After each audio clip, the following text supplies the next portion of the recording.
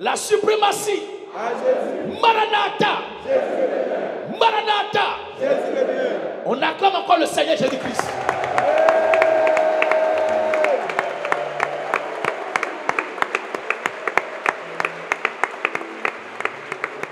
Que le Seigneur vous bénisse.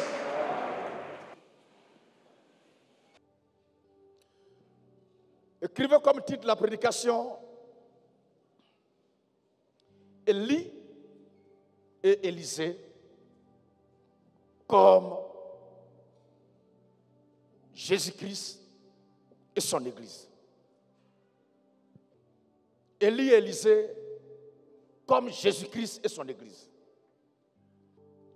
Ou encore Élie et Élisée, un type de Jésus-Christ et son Église. Ou une image de Jésus-Christ et son Église. Ou un symbole de Jésus-Christ et son Église. Ou un tableau de Jésus-Christ et son Église. Ou la préfiguration de Jésus-Christ et son Église.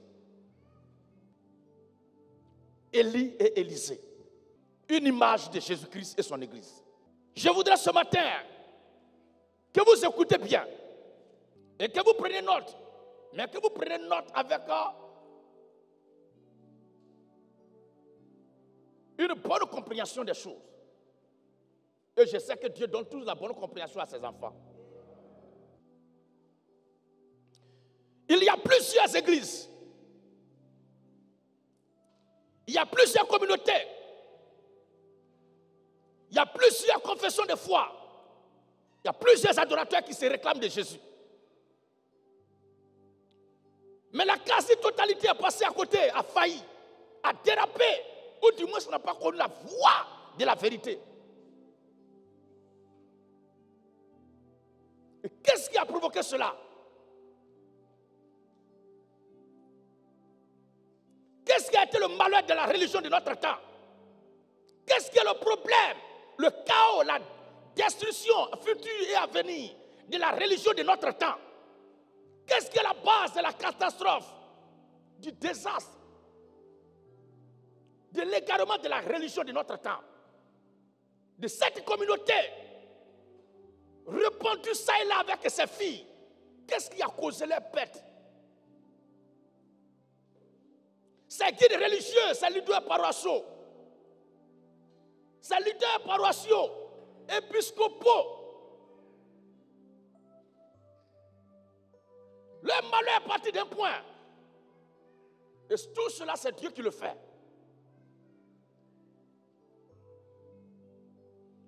Ils ont manqué de suivre l'exemple parfait d'Élisée. Ces leaders n'ont pas eu le souci qu'Élisée a eu. Ils n'ont pas eu la démarche, le comportement d'Élisée. Ils n'ont pas eu la vision, la perception des choses spirituelles divines, telles qu'Élisée les a eues. Et ce qui fait la force de l'église du Seigneur Jésus-Christ, ce qui fait la force de cette église que nous reconnaissons en tant que nous, notre mère, c'est qu'elle suit et elle a capté et elle a compris la démarche d'Élisée auprès d'Élie. Et c'est de ça que nous allons vous parler ce matin.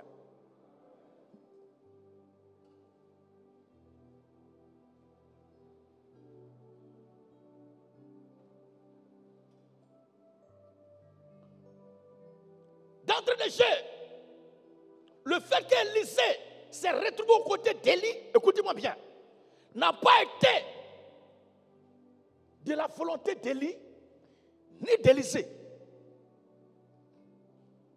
Ce n'est pas Élie qui a décidé qu'Élisée soit à ses côtés, et ce n'est pas Élisée qui a décidé d'être aux côtés d'Élie. Le choix porté sur Élisée n'est pas l'émanation, n'est pas de l'essor d'Élie.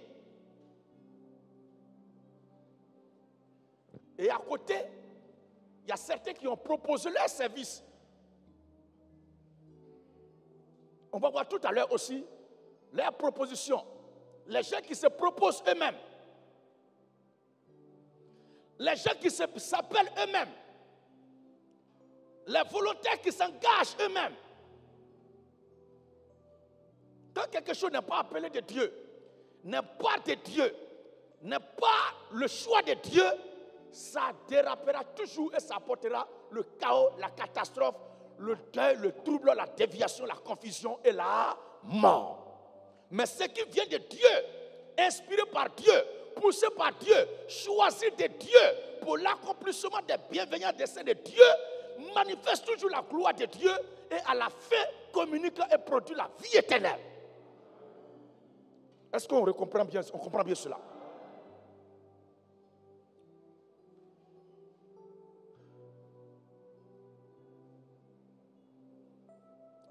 Cette église en laquelle nous reconnaissons, dont nous sommes membres, qui est le corps de Christ, elle a suivi, puisqu'elle est la réalité dont l'ombre était Élysée. Elle a suivi le modèle parfait, la réalité parfaite, la démarche parfaite d'Élysée aux côtés d'Élie. Entre Jésus-Christ et son épouse, entre Jésus-Christ et son église, qui a fait le choix? Qui a choisi? Qui a choisi? Donc c'est Jésus-Christ qui a choisi son église. Et cette église choisie par Jésus, le choix de Jésus n'est pas de lui-même, humainement parlant. Parce qu'il dit, le Fils ne fait rien de lui-même, mais ne fait que répéter ce qu'il va faire au Père. Et nous disons que Jésus-Christ étant sur terre, il vivait comme un homme, il était comme un homme, mais il était Dieu manifesté en chair. Alléluia.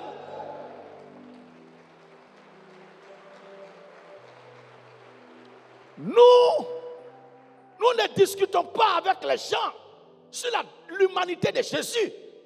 Jésus était un homme comme nous, ça là, c'est avéré, il n'y a pas de problème. Mais ce n'est pas à cause de son humanité qu'il avait des problèmes avec l'humanité. Mais il disait, il revendiquait, il proclamait autre chose que l'humanité. C'est ça qu'il a mis en conflit avec l'humanité.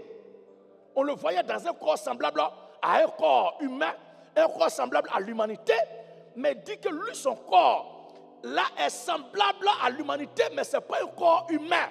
Les gens disent non. Parce que ce qu'il a fait là,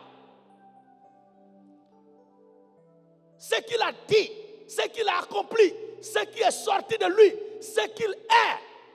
Si Jésus n'est pas Dieu, c'est qu'il est un imposteur. Voici les deux alternatives. Si Jésus-Christ n'était pas Dieu, c'est qu'il était un imposteur. Parce que ce qu'il a dit là, aucun humain ne peut le dire. Ce qu'il a fait, aucun humain ne peut le faire. Ce qu'il prêchait, ce qui sortait de la bouche de Jésus, ce qu'il réalisait de par ses mains, on voit dans les Écritures, dans l'Ancien Testament, c'est Dieu seul qui s'est comporté comme ça. C'est Dieu seul qui a accompli ça. C'est Dieu seul qui a réalisé ça. C'est Dieu seul qui a manifesté ça. Lui vient et manifeste les mêmes choses. En d'autres termes, le Dieu qu'on ne voyait pas hier, qui accomplissait ces choses au milieu de son peuple, c'est lui-même qui a décidé de venir en personne, seulement qu'il s'identifie ici par les mêmes faits et gestes qu'il accomplissait quand il était invisible.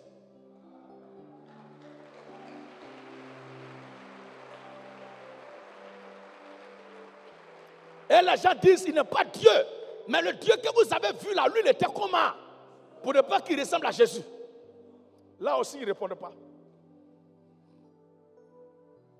Parce que pour contester que Jésus est Dieu, il faut que tu nous dises, toi, le Dieu que tu connais, il est comment? Il ne peut pas aussi nous montrer comment leur Dieu était. Mais nous, les enfants de Dieu, nous avons la révélation de qui est notre Dieu. Et Jésus-Christ est le Dieu véritable de la vie éternelle. Et c'est parce qu'il est Dieu que nous sommes là pour prêcher encore en son nom de Jésus-Christ et prêcher encore sa parole, prêcher encore sa résurrection, prêcher encore ses œuvres, prêcher encore son évangile. Et nous sommes à son service. Alléluia!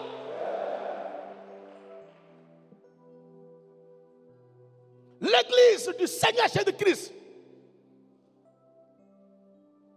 ce choix-là n'est pas de lui-même en tant qu'homme physique qu'on voyait.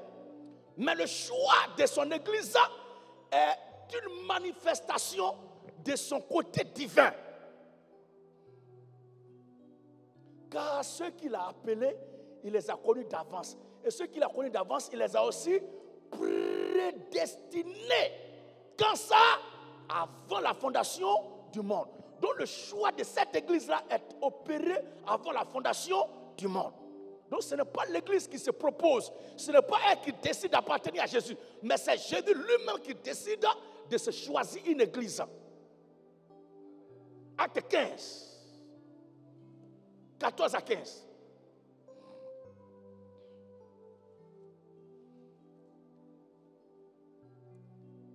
Acte 15, Il est écrit. le verset 14 à 15. Il est écrit. Simon Simon a raconté comment Dieu a raconté comment Dieu a d'abord jeté le regard sur les nations a d'abord jeté le regard sur les nations pour choisir du milieu d'elles pour choisir du milieu des nations, un peuple, pour choisir du milieu des nations un peuple peuple qui porta son nom. qui choisit là. Dieu. Qui choisit là. Dieu. Donc, si vous voyez des gens qui se composent, qui se proposent, qui travaillent pour servir Dieu, qui travaillent pour devenir hommes de Dieu, ce sont des imposteurs. Mais le véritable don de Dieu est choisi par Dieu lui-même.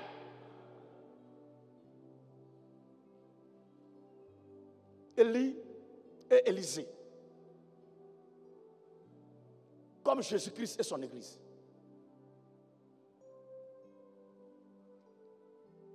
Quand Élie était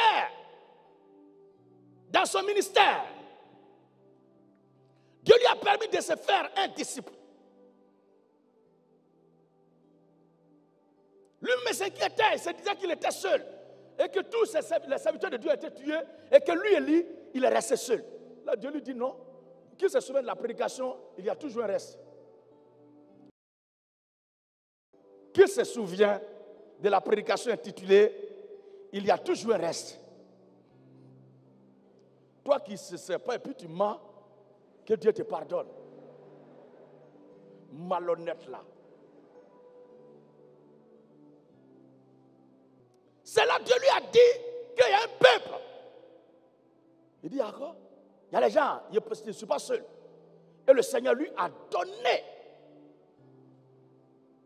Vous voyez, ce n'est pas Élie qui a fait des propositions à Dieu. Je veux que tu choisisses là, je veux que tu prennes là, je veux que tu prennes lui là. Je veux que tu fasses. Non. Mais c'est Dieu lui-même qui a dit à Élie, et nous y sommes. Qui doit prendre? Regardez très bien.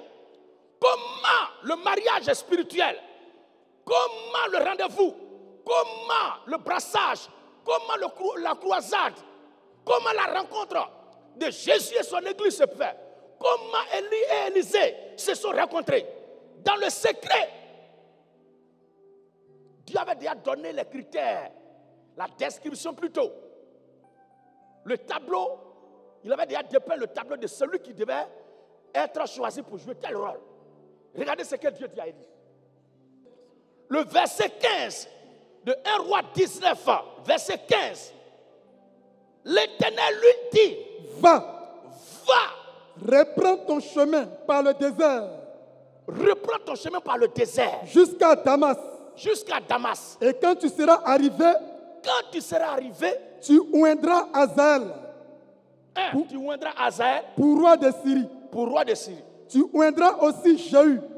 Tu vas oindre Jéhu, fils de Nimshi, pour roi d'Israël. Et tu oindras Élisée. Élisée,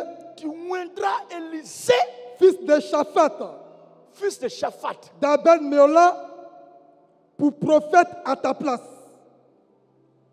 Il faut moindre. Donc, qui a fait la proposition pour que Élisée soit prophète à la place d'Élie là, son successeur? Qui a fait la proposition? Donc, c'est Dieu lui-même qui a fait le choix. C'est lui-même qui a parlé, qui a fait la description à Élie dans le secret. Alors, et il arrivera que celui qui échappera à l'épée de Hazaël, oui, Jéhu le fera mourir. Jéhu va le faire mourir. Et celui qui échappera à l'épée de Jéhu, oui, Élisée le fera mourir. Mais je laisserai en Israël je laisserai en Israël 7000 hommes, 7000 hommes, tous ceux qui n'ont point fléchi les genoux devant Baal n'ont point fléchi les genoux devant Baal. et dont la bouche ne l'a point baisé. Oui, Amen. le verset 16. C'est fini? Un roi dit, oui, vas-y. Je suis au verset 18. Oui, vas-y. Le verset 19. Élie partit de là et il trouva Élisée, fils de Shaphat. Le verset 19. Un roi 19, le verset 19. Exactement. Élie partit de là, après avoir reçu les consignes de Dieu, il partit de là Et trouva Élisée, et trouva Élisée. fils de Shaphat, Regardez bien ce qui va se passer. qui labourait. Lui, il n'était même pas dans l'affaire de Dieu. Il ne pensait pas à dire, j'ai ça un appel de Dieu sur ma vie. Il ne disait pas, j'ai ça un ministère sur ma vie. Il ne pensait même pas un temps soit peu qu'il serait au service d'un homme de Dieu qui s'appelait Élie. Parce qu'Élie lui-même ne connaissait pas Élisée, parce qu'il pensait qu'il était resté le seul enfant de Dieu en Israël. C'est Dieu qui lui révèle qu'il y a un bain qui est tapis dans l'ombre là-bas, qui est gardé pour toi. Va déjà prendre toi dans ce bain-là et vous allez commencer quelque chose. Le gars était occupé à ses occupations. Élisée était en train de travailler dans son champ. Comme l'église que nous constituons aujourd'hui, chacun de nous était attaché à quelque chose. Chacun de nous était versé dans une tradition, dans un culte païen, attaché à une divinité, jusqu'à ce que vint un jour où quelqu'un crie, tout est accompli. Alors, Élie partit de là et il trouva Élisée, fils de Shaphat, qui labourait. il labourait son champ. Il y avait devant lui, Il y avait quoi? il y avait devant Élisée 12 paires de bœufs. Il y avait devant lui 12 paires de bœufs. Et il était avec la 12e. Il était avec la 12e. Élie s'approcha de lui Élie s'approcha de lui. et il jeta sur lui son manteau. Il a jeté sur lui Son manteau. son manteau. Élisée, quittant ses bœufs, Mais qui a donné l'interprétation du geste d'Élie à Élisée? Qui lui a donné l'interprétation? Quand l'évangile est prêché, quand la parole de Dieu est prêchée, quand tu entends la voix de la résurrection, quand tu entends la révolution chrétienne donner sa voix dans les rues, qui te dit dans le secret que ce qui prêche là, c'est la vérité? Il faut suivre ça. Qui te dit ça?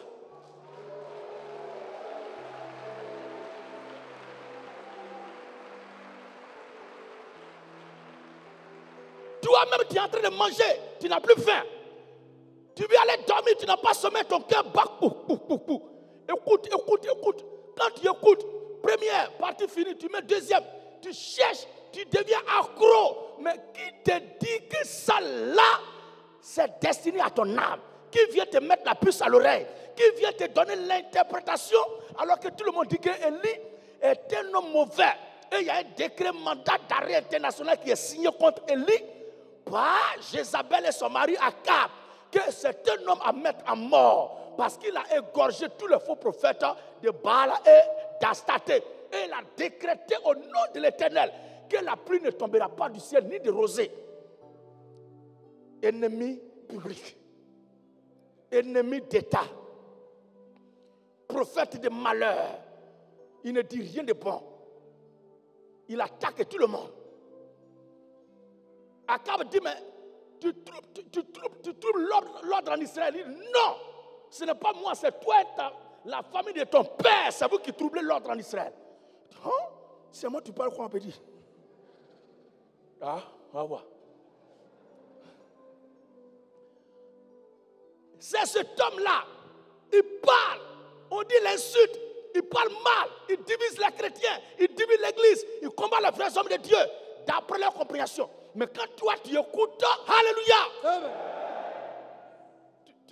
tu dis, mais ce qu'il dit là, moi-même depuis longtemps, je pensais qu'il était le seul qui pensait comme ça, mais moi-même là, je voyais comme ça, moi-même là, alléluia.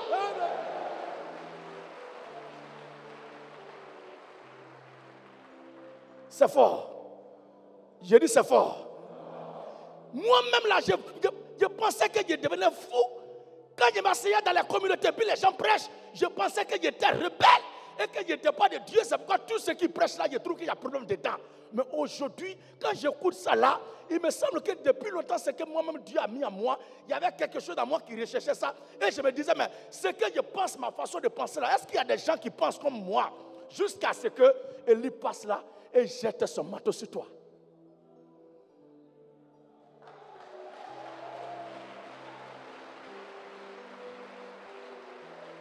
Alléluia!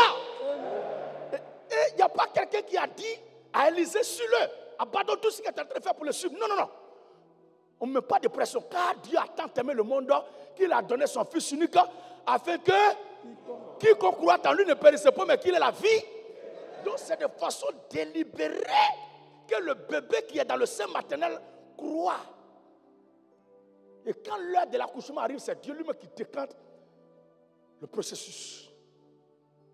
Peu importe l'endroit où se trouve la femme. C'est pourquoi un enfant de Dieu ne fait jamais de programme fils pour tel jour, moi, je vais faire le... Non, quand ça te prend en même temps, l'église là, mais où? Amen. Il y a d'autres gens qui ont demandé baptême la nuit. Que je n'arrive pas à dormir, je vais prendre mon baptême. Est-ce qu'on peut dire à une femme qui veut accoucher, il faut attendre un peu?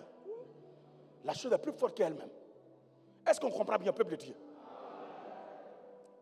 Alors Élisée, quittant ses bœufs, il a tout laissé en même temps. Courut après Élie. Et dit, ah, viens. Laisse-moi embrasser mon père et ma mère. Je sais que ce que tu es venu faire là, ton affaire là, si on rentre dedans, il n'y a pas marche arrière. Je vais aller dire à ces gens-là qu'ils ne vont plus me voir dans l'église. Amen, amen. Amen. Est-ce que ce n'est pas ça qui est là?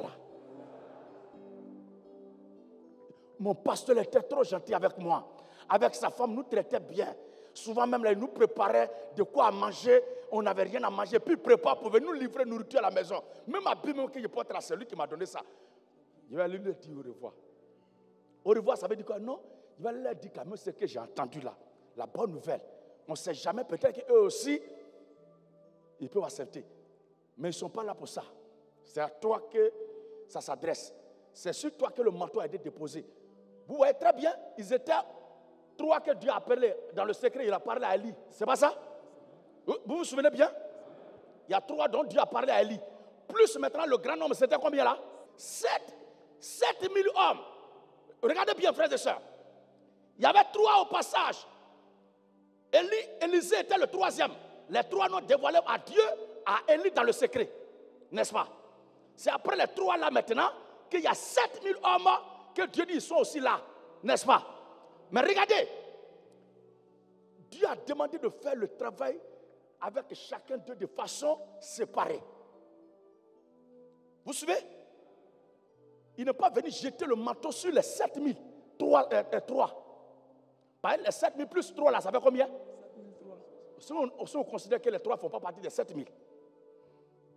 Donc, les 7003 là, est-ce qu'Élie a jeté le manteau sur eux tous?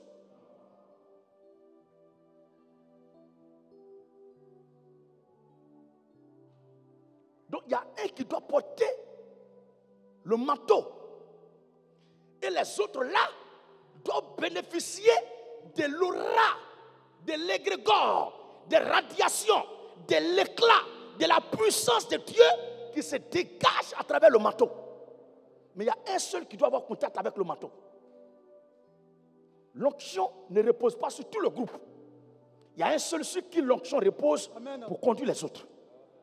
C'est pourquoi les 7002 ne sont pas moins pour prendre la place d'Élie, mais c'est Élisée seul qui doit être à la place d'Élie. Est-ce que je peux bien l'entendre? Maintenant, laisse-moi embrasser mon père et ma mère. Ce Élisée-là, c'est lui notre sujet de jour. Nous ne parlons pas de 7000, nous ne parlons pas des deux autres à côté d'Élisée qui ont été cités là, non. Mais c'est Élisée qui est notre sujet de jour. Parce que regardez bien, après Élisée, l'histoire parle, la Bible parle rarement des 7002 là. Mais l'Écriture s'est concentrée sur la vie, sur la communion, sur le parcours, sur la marche, sur la démarche sur la complicité entre Élie et Élisée. Et c'est Élisée qui est notre sujet ce matin. Parce que nous sommes un type d'Élisée. Puisque nous sommes l'église du Seigneur Jésus. On ne prêche pas message par message. Mais quand l'onction descend comme ça, il y a plusieurs portes qui s'ouvrent. Et à chaque pas, quand on lit un passage, il y a un autre message qui s'ouvre.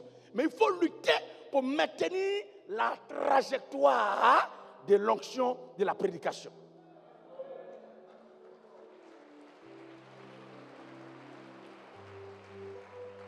Les gens disent, Gédéon, si c'est Dieu, il est feu. Dedans, il est feu. Partout, il est feu.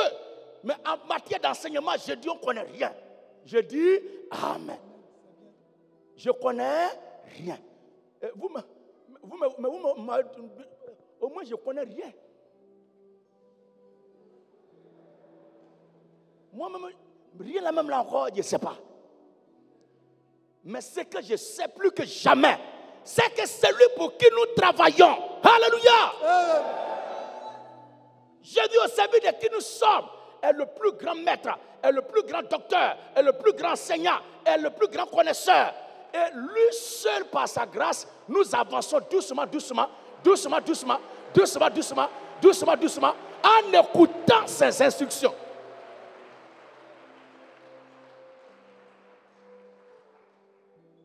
À Dieu ce qui est à Dieu et à Gédéon ce qui est à Gédéon.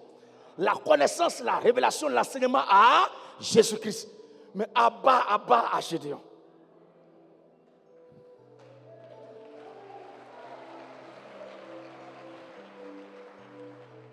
Jésus-Christ est là ce matin pour faire le travail. Et c'est peu de choses sur lesquelles nous sommes en train de discourir. C'est par la grâce de Jésus-Christ que ça se passe maintenant. Regardez, Élisée a dit, je vais aller dire au revoir à mes parents. Laisse-moi embrasser mon père et ma mère. Oui. Et je te suivrai. Est-ce qu'il t'a demandé de le suivre? Est-ce qu'il t'a demandé de le suivre? Le gars a mis son manteau sur toi. Qu'est-ce qui se passe? Il y a une connexion interspirituelle. Une connexion transcendantale. Une connexion intrinsèque. Parce que Élie et Élisée étaient ensemble, ils ont fait ce travail-là quelque part déjà. Et quand ils sont arrivés sur terre, l'intervention de la chair a fait qu'ils se sont oubliés. L'un ne sait plus où l'autre se trouve. Maintenant, celui qui les avait embauchés, celui pour qui ils ont travaillé, vient maintenant pour leur rappeler qu'on avait tourné ce film-là dans le secret. On a déjà fait la répétition du sketch. Donc il est temps maintenant de monter sur scène pour jouer le rôle que je vous ai appris à jouer là-bas. Donc la rencontre d'Élie et Élisée était la retrouvaille de deux acteurs, de deux amis, de deux frères, de deux employés, de deux enfants d'un même père qui avaient déjà joué ce rôle-là, préparé déjà, travaillé déjà, répété déjà le scénario. Il est temps maintenant d'aller exécuter le scénario qu'ils avaient appris dans le secret. Alors quand Élie vient, et puis il se sent seul, quand Dieu lui a dit le nom d'Élisée, il dit, mais il me semble que ce nom-là,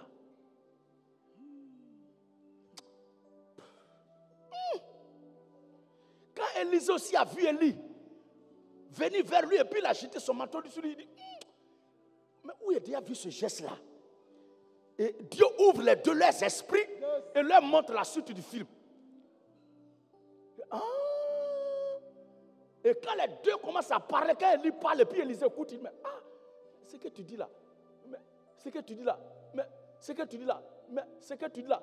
Et il y a une connexion qui se dégage entre les deux parce que Dieu vient de retrouver une partie de Dieu. Jésus-Christ vient de retrouver son église. Alléluia. Amen.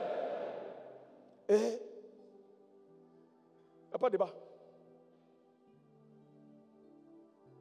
Lui-même, il sait déjà ce qui va se passer. Et il se lève, il le suit. Il dit, laisse-moi hier dire au revoir à mes parents d'abord. Et puis, bon ben, il va revenir un autre jour. Ouais. Et lui dit quoi? Et lui répondit, Et lui répondit, va va et reviens.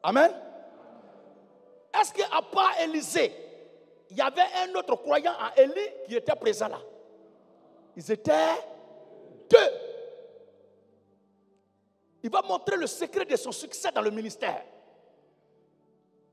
L'Écriture va nous montrer le secret du succès d'Élisée dans sa marche de croyant. Comment il a triomphé, comment il a tenu, comment il a grandi, comment il a résisté, comment il a vaincu dans tous les combats, dans toutes les épreuves. L'Écriture va nous donner le secret. Et il descendit à Bethel. Il lui dit, reste ici, car je m'en vais à Gilgal. Le Seigneur Jésus-Christ dit, il y a combien d'heures dans le jour? Il y a 12 heures. Je dois retourner de l'autre côté. Les apôtres disent, mais les gens voulaient te tuer hier. Et puis là-bas, aujourd'hui, tu veux retourner. Vous vous souvenez de la scène? Est-ce que vous vous souvenez de ça? Je ne veux pas lire les versets du Nouveau Testament. Si vous ne les lisez pas, c'est votre problème. Mais je n'ai jamais vu des chrétiens qui n'ont pas lu la Bible comme ça. Ils sont sur TikTok.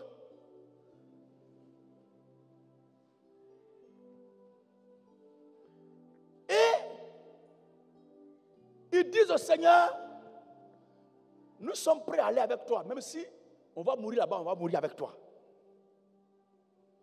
Oh, il y a un groupe déjà. Quand il a dit, celui qui m'empêche ma chair ne boit pas mon sang, qu'est-ce qui s'est passé?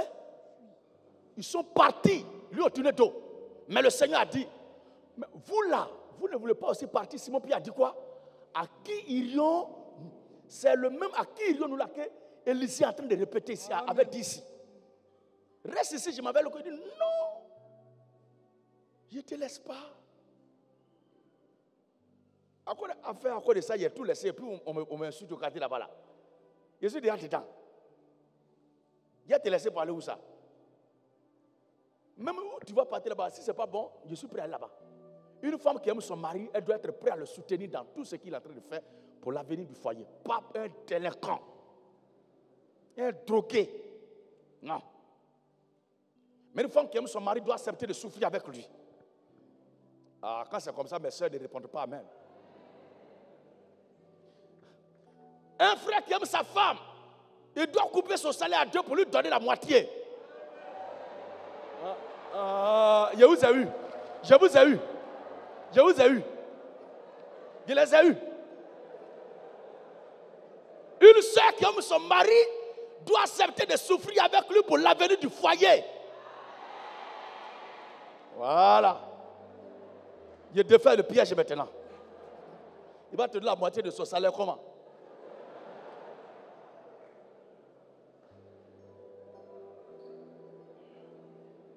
Amen, amen. Alors,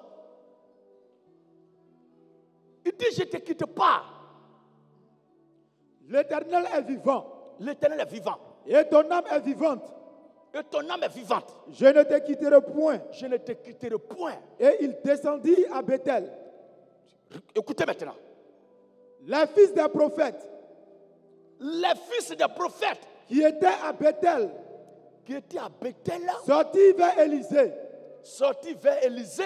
Et il lui dit. Il lui dit. Sais-tu que l'Éternel enlève aujourd'hui ton maître?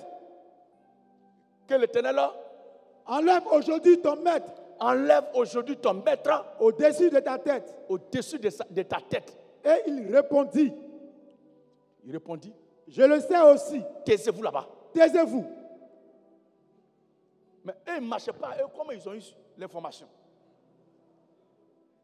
Ce sont tes voisins qui ont plus d'informations sur toi. Si tu veux savoir ce que tu as mangé hier, le problème qui se passe chez toi, il faut écouter ton voisin qui est à côté. Ils savent tout sur toi. Sauf eux-mêmes leurs propres problèmes.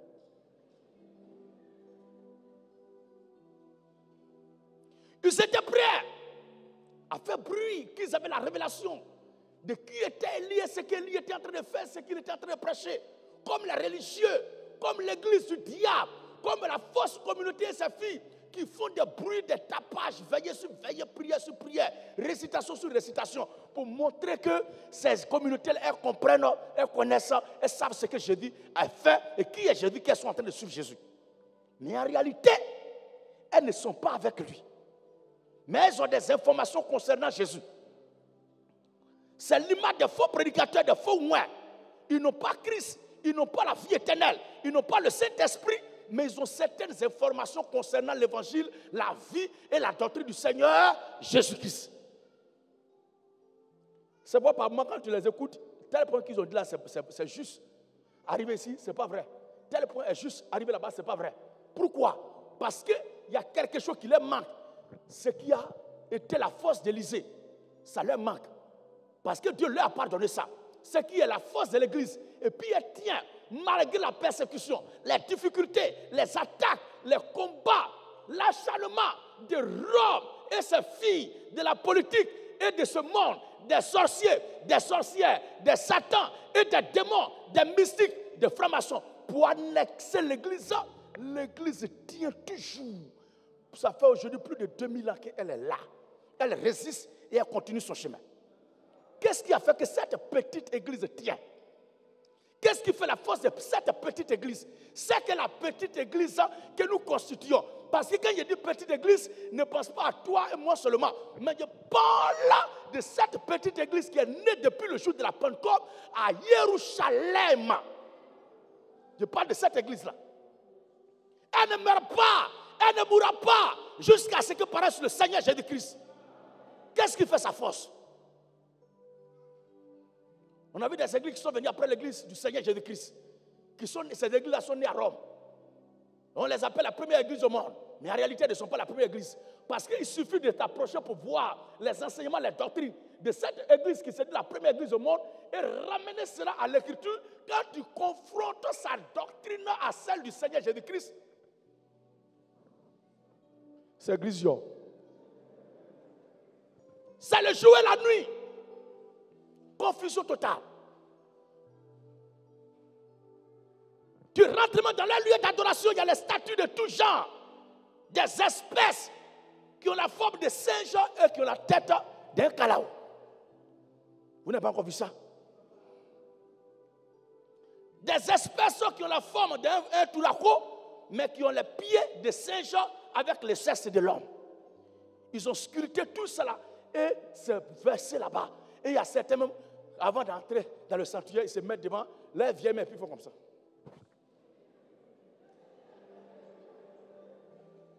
D'autres pour entrer sur le terrain. On ne sait pas c'est quel signe ça. Mais ils font seulement parce qu'ils font, il faut aussi faire. Non, nous ne faisons pas ça. Nous, notre force réside dans le secret d'Élisée. Le disciple du prophète Élie le Tishbite. Est-ce qu'on comprend bien ce matin? Et les aigles de Dieu sont suspendus à mes lèvres pour savoir c'est quoi ce secret-là. Mais si je devant le secret, c'est que la prédication est finie.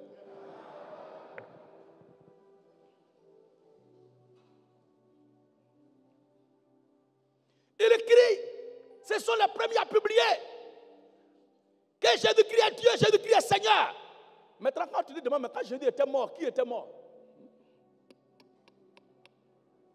Mais le Père même est resté au ciel. Puis son Fils est venu sur terre. Ils sont prêts à dire qu'ils servent Jésus. Mais voilà qu'ils se mettent à genoux devant femme. Et puis femme prêche et femme prie sur eux. Et ils sont fiers. Et disent qu'ils suivent Jésus. Alors que Jésus a dit, je ne permets pas à la femme d'enseigner. Non, c'est Paul qui a dit ça. Et quand Paul dit, celui à qui l'on enseigne la parole fasse pas de tout, c'est bien celui qui l'enseigne. Le Seigneur a dit que l'ouvrier mérite son salaire. Ce n'est plus Paul qui dit l'ouvrier mérite son salaire, mais c'est le Seigneur qui dit. Bande de malhonnêtes. Mais ce n'est pas de leur faute. C'est le sort qui a été déjà scellé pour eux. Et nous en sommes fiers. Nous n'avons rien contre tout cela.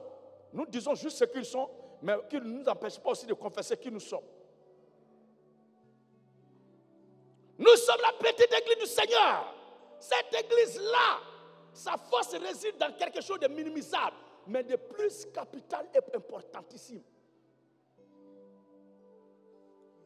Élie lui dit, Élisée, vous voyez bien, quand Élisée est derrière Élie, et Élie dit, je m'en vais ici, reste.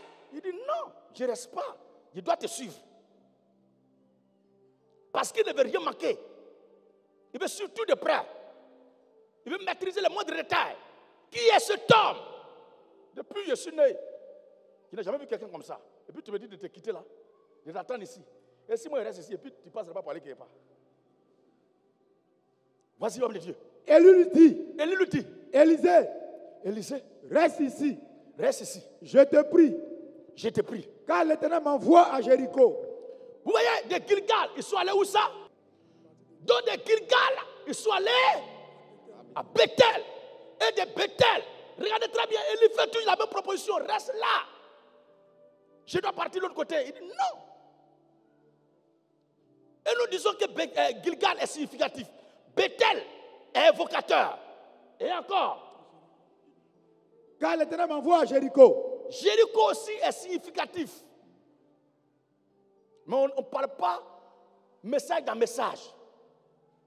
Ensuite, il répondit, l'Éternel est vivant. L'Éternel est vivant. Et ton âme est vivante. Et ton âme est vivante. Je ne te quitterai point. Je ne te quitterai point. Point. Et ils allaient à Jéricho. Les fils des prophètes. Il y a encore des fils des prophètes. Qui étaient à Jéricho. S'approchaient d'Élisée. Vous évangélisez, non? Eux aussi, ils évangélisent. Est-ce que vous suivez bien? Vous jeûnez, priez, non? Eux aussi, jeûnent et prient. Vous baptisez, eux aussi, ils baptisent. Mais est-ce qu'ils étaient avec Élie? Est-ce qu'ils savent ce qu'Élie enseigne? Est-ce qu'ils ont la doctrine d'Élie? Est-ce qu'ils maîtrisent ce qu'Élie est en train de faire? Et je dis qu'Élisée est le prototype parfait de l'église du Seigneur Jésus-Christ que nous constituons. Cette petite église qui est née à l'an 33 de notre ère, que le Seigneur lui-même s'est choisi. Ce petit peuple-là qui fait son passage à travers l'histoire de l'humanité. Ils ont tout fait pour faire disparaître notre race. Mais Dieu a toujours conservé cette race-là. Le Seigneur a toujours préservé notre race-là. Parce que sans nous, le nom du Seigneur ne sera pas invoqué véritablement sur la terre. Car est-il dit, car leur fiel est déjà venu, où les vrais adorateurs adoreront le Père en esprit et en vérité. Sans nous, ce verset-là n'a pas son sens. À cette heure, quiconque ne croit pas et ne prêche pas ce que nous prêchons est un païen. Il y a des gens qui se plaignent qu'avec le temps, l'évolution des choses, je Dieu veut qu'on répète la même chose, dise la même chose. Il veut nous rappeler à l'âge des pieds taillés, à l'âge des chameaux. Mais ils oublient qu'eux-mêmes qui parlent comme ça, ils sont issus des villages, des traditions, des coutumes et des systèmes. Est-ce qu'on dit la coutume du village ou bien on dit la coutume du village? Est-ce qu'on dit la tradition du village ou bien la tradition du village? La tradition du village, la coutume du village. Quel que soit le nombre d'années, en tout cas depuis que moi je suis né jusqu'à ce que je sois chrétien, l'affaire de fête de masques dans le village, là où je suis sorti, là, n'a pas changé. J'ai dit ça n'a pas changé. Quand un porteur meurt, un nouveau porteur vient. Et puis il continue même dans cela. Il continue même rituel là. C'est la même fête de masques là qu'ils font. C'est la même coutume, la même tradition qu'on pérennise, qu'on répète à chaque année. Alléluia! Et cela est pérennisé, répété de génération en génération. De même aussi la doctrine de Christ, l'adoration du Dieu véritable, n'a pas besoin, n'aura jamais de modification. Mais cette adoration gardera ses pratiques, gardera sa démarche, gardera sa doctrine, gardera sa manière d'être jusqu'à l'apparition du Seigneur Jésus-Christ. Car est-il écrit, Jésus-Christ est le même hier, aujourd'hui et éternellement.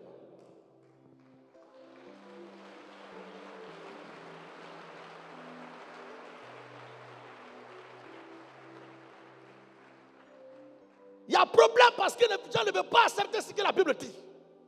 C'est le non-respect de ce qui est écrit. Donc, logiquement, un village a sa tradition, a sa coutume. C'est ça que les enfants doivent répéter. C'est la même chose dans la doctrine de Christ. Élisée aux côtés d'Élie. L'église aux côtés du Seigneur Jésus-Christ. Et nous disons que Élie et Élisée, comme le Christ et son église, c'est un type parfait. Qu'est-ce qu'il faisait? Que malgré les vents et marées, Elisha était toujours là. Et il avançait. Les fils des prophètes sont sortis encore. S'approchait d'Élisée Et et lui dit, sais-tu que l'Éternel enlève aujourd'hui sais-tu que l'Éternel enlève aujourd'hui ton maître au-dessus de ta tête? Au-dessus de ta tête, ton Et maître. il répondit, Il répondit, je le sais aussi, je le sais aussi. taisez-vous. Taisez-vous là-bas. Élie lui dit, Élie lui dit, reste ici, je te prie, reste ici, je te prie. car l'Éternel m'envoie au Jourdain. Donc, il y avait Gilgal, Bethel, Jéricho et maintenant, Jourdain. ça fait combien? Ça fait combien?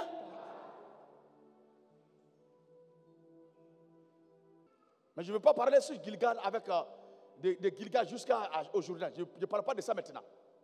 Mais un jour viendra où nous allons parler de ça. Est-ce que vous serez au rendez-vous ce jour-là? Est-ce que vous serez au rendez-vous ce jour-là?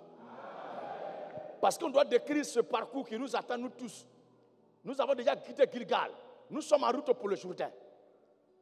Faites très attention. Que personne ne loupe l'arrivée au Jourdain. L'Écriture dit, du Jourdain là, quelque chose va se passer maintenant. Vas-y, homme de Dieu. Il répondit, l'Éternel est vivant. L'Éternel est vivant. Et ton âme est vivante. Et ton âme est vivante. Je ne te quitterai point. Je ne te quitterai Point. Aïe. Je ne te quitterai point. Et ils poursuivirent tous de leur chemin. Oui. 50 hommes. Combien de personnes? 50 hommes. Que quelqu'un me prépare le même chapitre, verset 15 à 18. Regardez bien, ces 50 hommes-là, Dans les fils des prophètes, 50 hommes les plus éclairés de leur groupe, 50 hommes des fils des prophètes, arrivaient et s'arrêtaient à distance, ils arrivaient et s'arrêtaient à distance, vis-à-vis. vis-à-vis, Et eux deux et un d'eux, s'arrêtaient au bord du Jourdain. oui, Alors Élie prit son manteau, Élie prit son manteau, le roula. ils ont assisté à ça, non? Ils étaient arrêtés et puis ils regardaient la scène. Mais vous ne voyez pas encore? Élie prit son manteau, Le roula il le roula, et en frappant les eaux il a frappé les autres devant eux. qui se partageaient ça et là. Il a dit, oh. Ouais. Donc, manteau là, il y a pouvoir dedans. Vas-y, papa. Et ils passaient tous deux à sec. Mais pourquoi les 50, pourquoi ils ne passent pas aussi? Amen. Est-ce que les 50 fils des prophètes là sont passés? Ils sont arrêtés là, ils regardent. Ce sont les gens qui courent après les signes. Tu veux te marier? Quand mon manteau va te toucher, tu vas tomber. Si tu veux ça? Tu veux voyager? Tu veux parler en langue? Et ils ont fini de prendre leur morale. Ils ont pris leur guet, ils vont faire quoi dans tout ça là?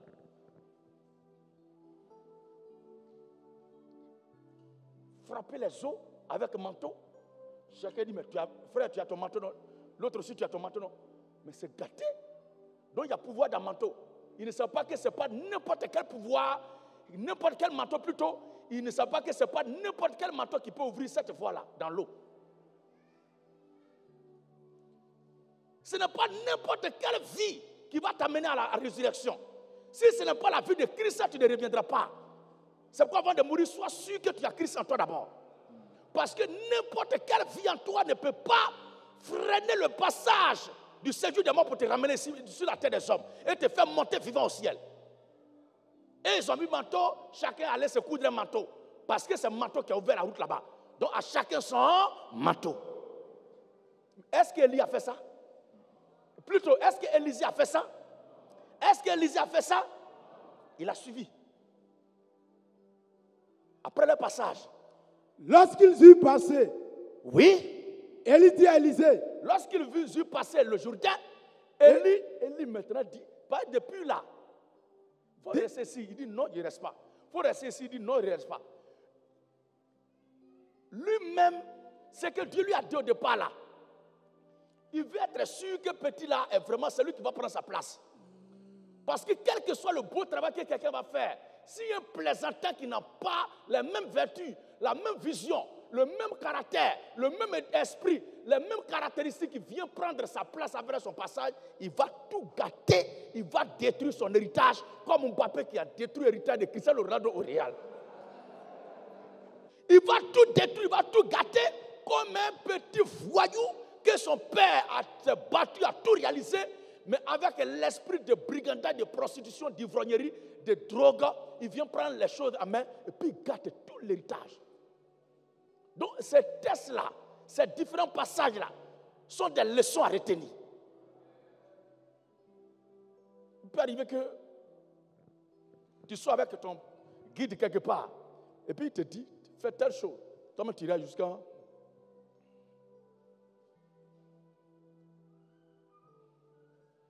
Par sagesse.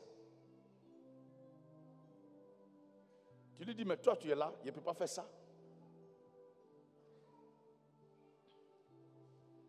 Tu es avec ton guide, vous partez quelque part, on propose l'eau. Lui dit, merci. Et puis, donnez-moi un verre là-bas bien glacé. Et bon. Est-ce que vous suivez bien? Tu es avec un guide.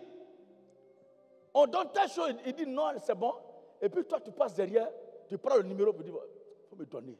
Viens là, c'est mort à lui, c'est pourquoi. Élisée avait reçu de Dieu un talent, un ministère, un don. Mais ce don, ce temps-là, ce ministère devait être éprouvé d'abord, avant d'être mis au service de Dieu.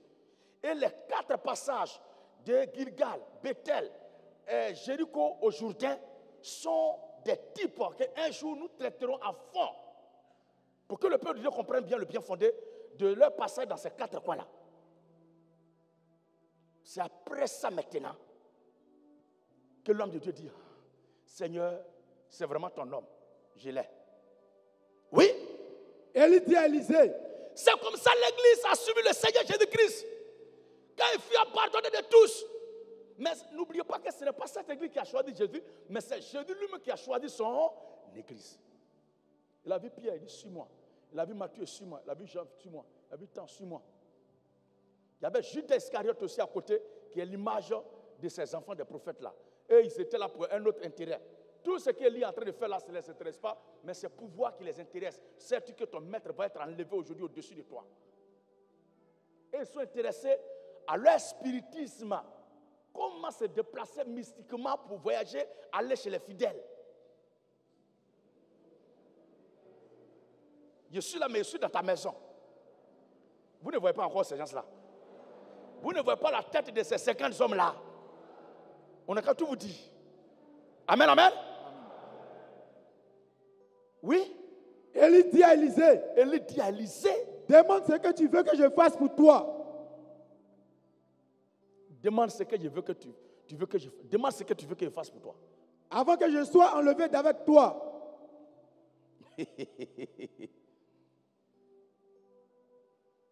Le Seigneur a dit quoi aux disciples? Tout ce que vous demanderez au Père en mon nom vous sera accordé. C'est pas ça qui est là. Tout, sans exception. Demande ce que tu veux, peu importe le prix. Tout ce que vous demanderez. Demande ce que tu veux, peu importe tout ce que tu demandes. Tout ce que vous demanderez à mon nom, il vous sera accordé. Demande ce que tu veux. Mais est-ce que le Seigneur a fait cette proposition-là à n'importe qui? Est-ce que le Seigneur a donné cette carte blanche-là à n'importe qui? Il est question de ceux qui l'ont suivi, qui ont souffert pour lui. Remarquez très bien que c'est après le départ de Judas Iscariote qu'il leur a demandé de demander ça.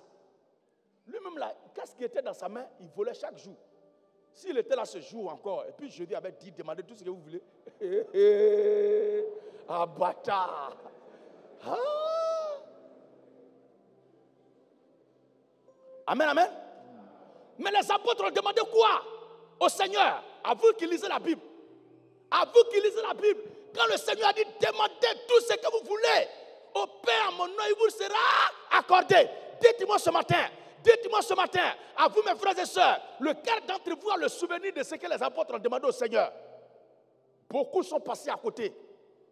D'autres demandent l'argent. Certains demandent le voyage. Mais lequel des apôtres du Seigneur a demandé quoi que ce soit? Aucun d'eux. Alléluia. Parce qu'ils étaient l'image. Ils étaient l'église. Le prototype parfait d'Élisée. Élisée ne demandait pas n'importe quoi. Les apôtres n'étaient pas réunis dans la chambre haute pour demander n'importe quoi. Alléluia. Depuis que le Seigneur a parlé, aucun apôtre n'a fait une prière à Dieu. Il n'a fait aucune requête à Dieu. Il n'a fait aucune requête, aucune demande. Mais ils se sont retirés d'abord dans la chambre haute.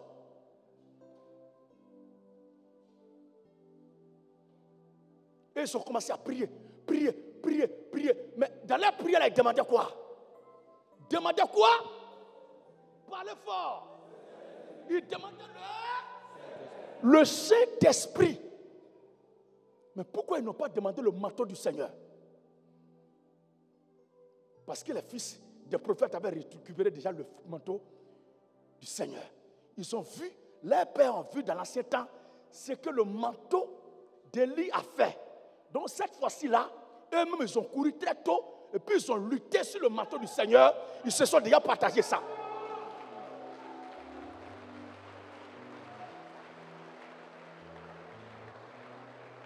Est-ce que les ailes de Dieu sont dans le voyage? Est-ce que nous planâmes ensemble ce matin? Alléluia! Leurs pères, leurs aïeux avaient découvert déjà le secret qui était dans le manteau d'Élie. Alors eux aussi, de père en fils, ça a été transmis. Que quand celui qui a donné ce manteau à Élie là viendra lui-même, son manteau sera comme alors. C'est pourquoi au jour de la crucifixion du Seigneur, de son arrestation, ils n'ont pas cherché à prendre autre chose. Mais c'est son manteau qu'ils ont récupéré, ils se sont partagés. Cette fois-ci-là, j'aurai mon manteau. Cette fois-ci-là, j'aurai ma part de manteau. Ils ont déchiré la tunique du Seigneur Jésus-Christ. Ils ne savent pas que le pouvoir a déménagé.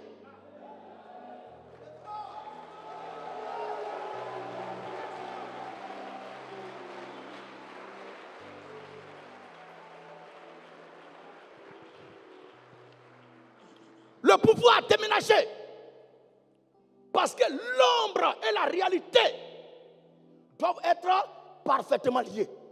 Qu'est-ce qui était dans le manteau qui a bastagné les eaux? Qu'est-ce qui était dans le manteau qui a séparé les eaux? Oh, dans l'Ancien Testament, l'onction était sur les serviteurs de Dieu, mais eux-mêmes, ils n'étaient pas l'onction manifestée en chair. Cette fois-ci-là, l'onction qui était cachée dans le manteau d'Élie s'est faite chair. Donc on n'a plus besoin de ce manteau-là, mais de l'esprit qui était dans le manteau d'Élie. Alléluia!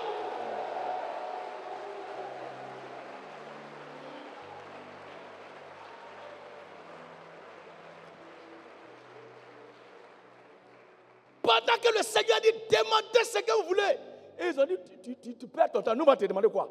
Nous, on sait déjà ce qu'on va prendre. Nous, quand tu as arrêté vite, on va prendre notre manteau, on va quitter ici. Manteau. La dernière fois, Élisée, lui seul a pris pour Élie. Cette fois-ci-là, il n'y a pas quelqu'un qui va partir à la maison et salut seul. Il va partir à mon morceau aussi. Est-ce que vous vous souvenez comment ils ont déchiré la tunique du Seigneur? Est-ce que vous avez le verset en tête déjà? Vous avez déjà lu le passage dans la Bible même? J'ai dit, le Nouveau Testament, c'est notre héritage. Donc chacun de vous doit voir ça dans son âme, dans son cœur, dans son esprit. Je ne ferai pas la lecture de l'Ancien et du Nouveau Testament ce matin. Mais les faits dont je suis en train de parler sont écrits. Car il est écrit qu'ils ont tiré au sort sa tunique. Et ils s'en partagèrent. Conformément à la prophétie donnée dans le livre de Psaumes par le prophète de Dieu David. Car David était prophète. Demandez au Père ce que vous voulez à mon nom et il vous sera accordé. Il dit aussi à son petit là-bas. Élie dit à Élisée, demande ce que tu veux. Demande ce que tu veux. Que je fasse pour toi. Mais le jour où tu es venu me voir là, qu'est-ce que tu m'avais déjà donné? Qu'est-ce que tu m'avais déjà donné? Ce qui a été, c'est ce qui sera. Dieu lui-même fait le choix qu'on doit faire pour notre bien, ça est là souvent. Mais on ne prête pas attention dans les détails. Or, les détails sont très importants. Mais homme de Dieu, tu me demandes de te demander ce que je veux. Mais quand tu étais venu vers moi le premier jour là, qu'est-ce qui s'est passé? La chose là. Parce que quand le manteau est tombé sur moi, amen, amen. Il y a quelque chose dans le manteau là. C'est ça qu'il veut. Demandez au Père tout ce que vous voulez à mon nom. Et vous serez accordé. Demande-moi ce que tu veux. Peu importe le prix. Parce que c'est la parole donnée du roi. Du suprême. Et cette parole est irrévocable. Elle est irréversible. Dès qu'elle est sortie de la bouche du très haut, elle s'accomplira certainement. Même si elle tarde, attends-la. Attends-la. Je dis si elle tarde, attends-la. Car c'est écrit, elle s'accomplira certainement. Demande-moi tout ce que tu veux. Demande-moi ce que tu veux. Il dit maintenant. Élisée répondit. Qu'il y ait sur moi. Qu'il y ait sur moi. Je te prie. Je te prie. Une double portion de ton esprit. Une double portion de ton esprit. Parce qu'il a vu que Élie a fait telle chose, Élie a fait telle chose, Élie a fait telle chose. Élie était un homme comme lui, il n'y a rien. Mais il y avait quelque chose qui agitait Élie. Donc il demande la double portion de ce qui conduisait Élie là.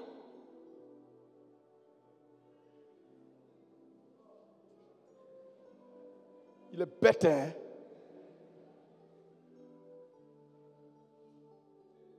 Donc il ne veut pas réaliser. Il ne veut pas construire. Il ne veut pas voyager.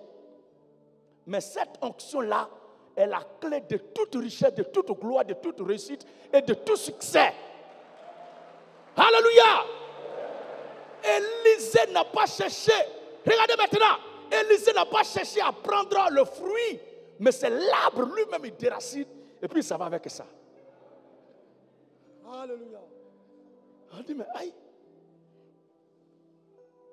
Tout ce que tu as souffert dans l'affaire de ton vieux là, c'est manteau que tu prends.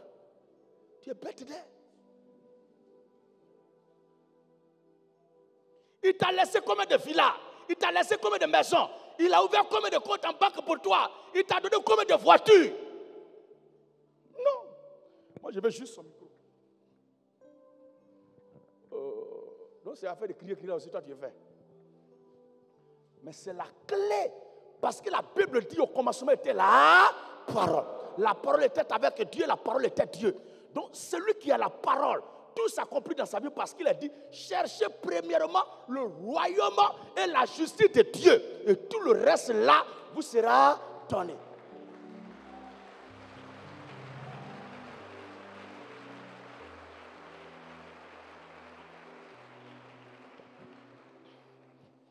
Élisée répondit. Hey. Qu'il y ait sur moi, je te prie. Qu'il y ait sur moi, je te prie. Une double portion de ton esprit. Une double portion de ton esprit. Élie dit. Tu demandes une chose difficile. Ce que tu demandes là, c'est compliqué, petit. Mais si tu me vois. Mais si tu me vois. Pendant que je serai enlevé avec toi. Pendant que je serai enlevé avec toi. Cela t'arrivera ainsi. Cela t'arrivera ainsi. Sinon. Car il vous est avantageux que je m'en aille. Vous ne vous souvenez pas encore de ces choses? Vous ne voyez pas que les mêmes choses sont là? Je me force à vous faire comprendre les choses, mais je sais que le Saint-Esprit en vous me facilite la chose ce matin. Vous comprenez bien, frères et sœurs? Il vous est avantageux que je m'en aille. Car si je ne m'en vais pas, le Saint-Esprit ne sera pas donné. Ce que tu demandes là, c'est compliqué. Mais quand je vais partir là avec toi, il dit, regardez bien, il dit quand quoi? Quand je serai enlevé d'avec toi. Donc, Seigneur, la passation de charges, la transmission de pouvoir ne se fait pas sur terre, mais ça doit se faire dans une dimension. Donc, tout le déplacement, la délocalisation de l'église, des apôtres, des disciples du Seigneur Jésus-Christ, de la terre ordinaire à la chambre haute. Et c'est dans cette dimension, étant en esprit, étant en train de prier, jeûner, était en esprit. Parce que le moment de jeûne et prière, c'est un moment de séparation avec le monde.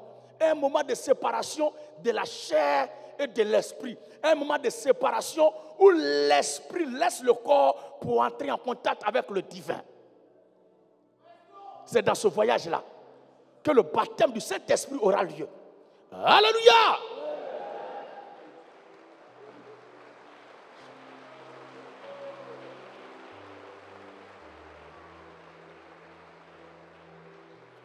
Et quand je serai enlevé avec toi, ils étaient des milliers, des multitudes qui suivaient le Seigneur Jésus-Christ. Mais combien sont entrés à la chambre haute? 120 personnes. Il ne valait même pas 1% de ceux qui l'ont suivi durant tout son ministère. Sur combien de personnes? 7002 personnes qui ont suivi le prophète Élia. Élisha seul est resté avec lui. Il y a une multitude de communautés, il y a une multitude d'églises, mais il y a une petite, simple, balayée, cachée église. Elle n'aime pas se faire voir. Elle n'aime pas se faire voir. Elle n'aime pas se faire voir. Elle ne se vante pas pour dire que je suis la première. C'est une petite église effacée qu'on a du mal même à discerner des autres. Mais elle est celle qui a eu le contact avec le divin. Mais qu'est-ce qui fait la force de cette église-là? Effectivement, ce qui fait sa force, c'est ce qui fait la force d'Élisée. Ils étaient des multitudes à suivre le Seigneur. Ils savaient qu'il fait des miracles. Certains avaient commencé à chasser déjà des démons par son nom. Et les disciples ont dit, mais il y a des gens là-bas qui sont en train de faire miracle en ton nom. Il dit, mais laissez-les. Quiconque n'est pas contre nous est... celui qui est pour lui doit le suivre. Mais est-ce qu'ils l'ont suivi? Il y a pas là, certains par là on ne fait pas. Parce que le temps est le second nom de Dieu. Le peu qui savent là, quand ça va finir, ils seront dans le noir et vont arrêter eux-mêmes. Après, ça va dire, ria kaka, quoi? Champion, on a compris. Maintenant, ça veut dire quoi? On rend grâce à Dieu, on va aller à la maison. Non, dis-nous d'abord. Y a-t-il qui parle en langue, que 2 ou 3 ou plus parlent et que quelqu'un interprète? S'il n'y a pas d'interprète, qu'on se taise dans l'église, qu'on parle à soi-même ou à Dieu. Je parle en langue à l'esprit, à mystère là. Où est votre plus long qui est là? Pour moi, c'était pourquoi? Frère, recevez, parle. Vos enfants qui parlent, c'est comme ça, vous leur apprenez à parler. Hein? C'est comme ça qu'on apprend aux enfants à parler. Bébé, parle. Et puis il dit, bonjour papa, bonjour maman, j'ai faim, j'ai soif. Faux! Chaque chose vient à son temps. Et le parler en langue est un don que l'Esprit de Dieu manifeste. Nous disons Amen. Mais ce qui se passe dans la religion là, c'est de la mascarade. Et nous condamnons cela. Parce que certains parlaient en l'air, agités par le diable, poursuivis par le jugement éternel auquel le feu est réservé. Nous les enfants de Dieu. Élie dit, si tu me vois, pendant que je serai enlevé d'avec toi, donc les deux vont décoller de la terre et la transmission du feu, la passation des charges, le changement de position, le remplacement doit se faire dans une dimension spirituelle. Les gens confondent tout. Certains se livrent au spiritisme aujourd'hui et puis ils appellent cela spirituel. Mais nous sommes des êtres divins. J'ai dit nous sommes des êtres divins.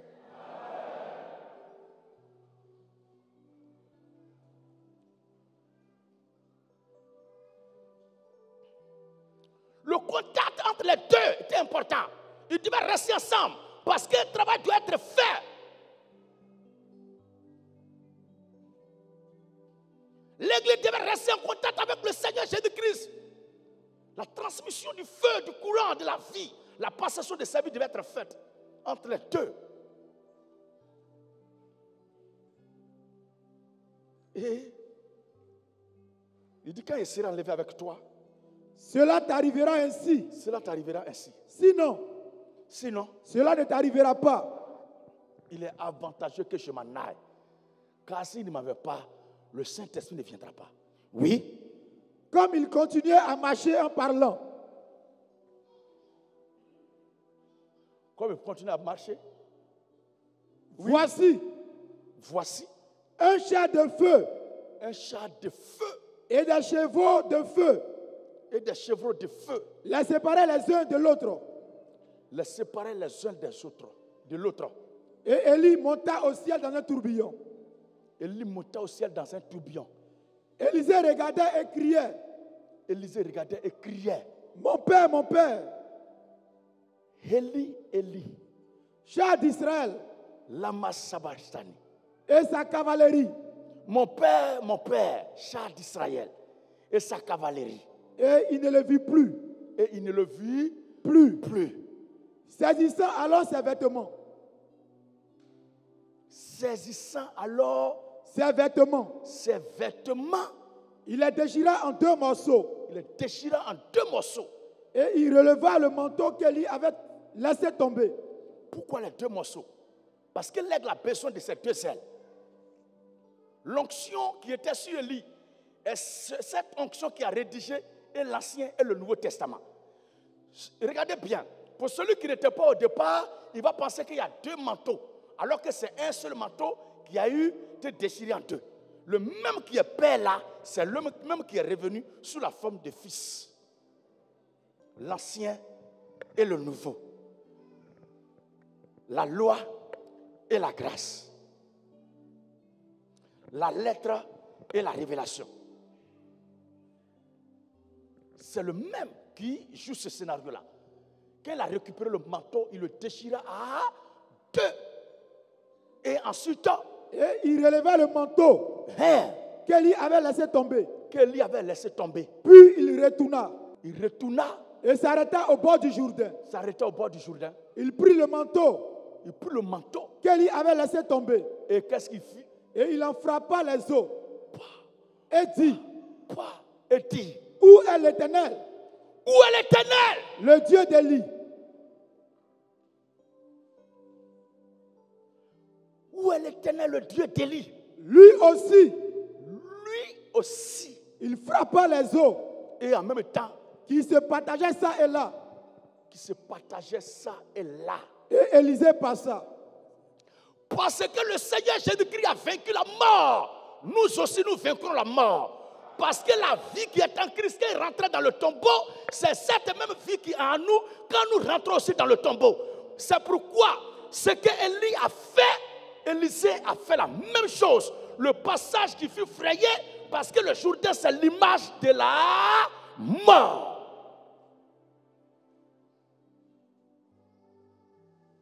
Et c'est après la mort, un enfant de Dieu, un chrétien, un fils de Dieu, une fille de Dieu, doit mourir vis-à-vis des choses de ce monde avant de recevoir le baptême du Saint-Esprit. Avant d'être baptisé, il faut que tu meures et que tu ressuscites d'entre les morts afin que le baptême du Saint-Esprit vienne. Parce que si tu n'es pas mort et enseveli avec le Christ pour revenir avec lui, tu ne seras pas baptisé. Les apôtres ne sont pas montés dans la chambre haute n'importe comment. Mais c'était des gens qui ont suivi le Seigneur dans tout son parcours, après sa mort et après sa résurrection. Et l'apôtre Paul dit, nous sommes morts avec Christ et nous sommes ressuscités avec par le baptême de la régénération. Regardez maintenant. Qu'est-ce qui a fait la force d'Élisée? Parce que c'était ça. N'est-ce pas? Ouvrez bien les yeux, regardez-moi. Si vous me voyez, faites un geste. Super. Super. Regardez-moi bien. Le lion. Juste ferme les yeux. Ferme les yeux.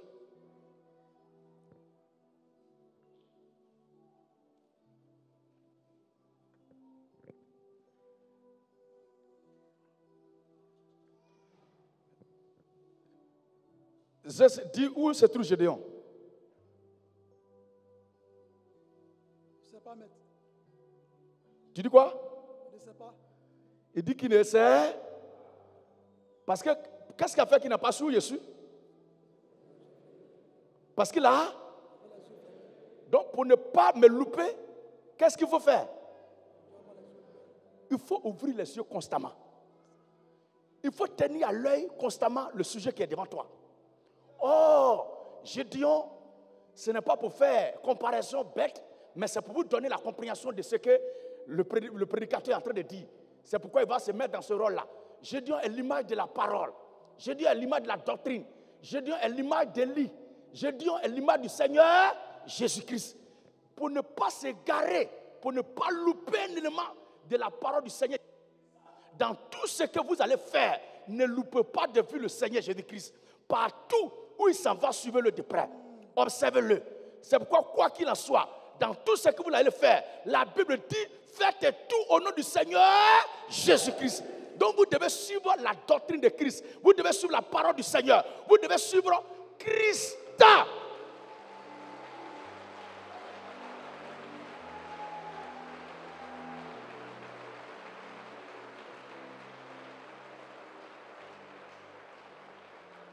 Les autres ne suivaient pas Élie. Oh! Élisée ne le quitta point des yeux. Il a constamment ses regards sur la parole. Il est constamment dans la méditation de la parole. Il est constamment dans la méditation de l'évangile. Il est constamment dans la lecture de la parole de Dieu. Il est constamment dans l'écoute de son pasteur. L'église doit écouter constamment et avoir les yeux sur le Seigneur Jésus-Christ. Une église qui détourne ses yeux de la parole, détourne ses regards de Christ, se détourne de la parole de Dieu, qui loupe de vue la parole du Seigneur Jésus-Christ, est une église morte. Élie avait son disciple du nom d'Élisée. Et ce disciple a marché dans les traces de son maître. Comme l'église a marché et marche dans les traces du Seigneur Jésus-Christ. Parce qu'elle ne quitte pas de vue la doctrine du Seigneur Jésus-Christ. Le chrétien, la chrétienne ne doit pas quitter de vue la doctrine du Seigneur Jésus-Christ. L'église du Seigneur Jésus-Christ ne doit pas mettre à l'écart la parole du Seigneur Jésus-Christ. Christ doit être notre fondement, notre poteau indicateur, notre miroir, notre guide, notre chef de file que nous devons constamment suivre. Dans un combat, dans une lutte, dans un ministère, dans une mission, le groupe, le peuple, les fidèles, l'assemblée, l'église doit constamment avoir les regards braqués sur le guide. Amen. Est-ce qu'on comprend bien? C'est ce qui a fait la force d'Élisée. Élisée ne quitta point de vue son berger, son mentor. Comme l'église ne quitta point le Seigneur Jésus-Christ. Une église qui dit, on n'a qu'à mettre la Bible de côté. Jésus a dit ça, mais. Jésus a dit ça, mais. Jésus a dit ça, mais. C'est une église du diable. Amen. Regardez bien. Les 50 là, ils étaient informés de ce qui allait se passer. Mais ils n'ont pas suivi Élie. Ils ont manqué de révélation. Ils sont restés où ça? Ils sont restés où ça? Au Jourdain. Or, le Jourdain, c'est la mort. Ils ne sont pas revenus à la résurrection. Ils ne sont pas revenus à la vie. Mais Élisée est parti et puis il est revenu. Mais quand il est parti et puis il est revenu, est-ce qu'il n'est pas revenu avec révélation? Vous allez voir tout à l'heure, eux, comme ils sont restés dans le tombeau, ils n'ont pas eu la révélation. Ils n'ont pas été en contact avec la vie. Avant qu'ils n'entrent dans la terre, ils sont restés là. Et ils avaient toujours l'ancienne conception des choses. Or, la révélation a été donnée. Après que le Seigneur a dit, baptisez au nom du Père, du Fils et du Saint-Esprit. Le Saint-Esprit est venu et le baptême a été fait au nom du Seigneur Jésus-Christ. Et ils sont partis à la maison avec le baptême au nom du Père, Fils et l'Esprit. Ils sont partis à la maison avec le baptême au nom du Père, Fils et l'Esprit.